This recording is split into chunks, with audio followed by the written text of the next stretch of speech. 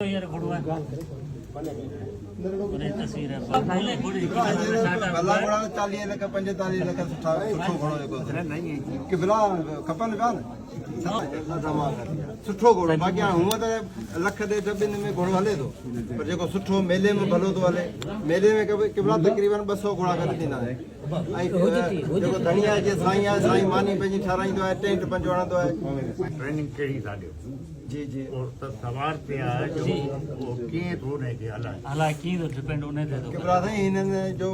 10-15 300-400 साल पहिरीं जो नस्ल ठहियल आहे जेके नेचुरली हुननि जी चाल आहे सां जो अहिड़ी चाल थी आहे लेकिन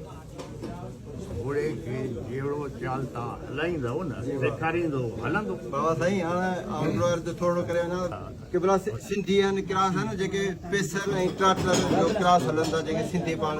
वाड़िया घोड़ा चऊं था जेके चौबाद घोड़ा चऊं था उहे टपाल वारा न चौबाद ऐं वाड़िया न उहो ट्रेनिंग ते आहे न तव्हां घोड़े खे ट्रेनिंग कहिड़ी था ॾियो जी जी और त सवार ते आहे जो उहो कीअं थो हुनखे हलाए हालांकि कीअं थो डिपेंड उन ते थो केतिरा साईं हिननि जो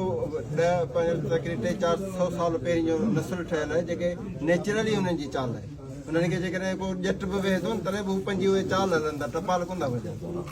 उहे हुननि जी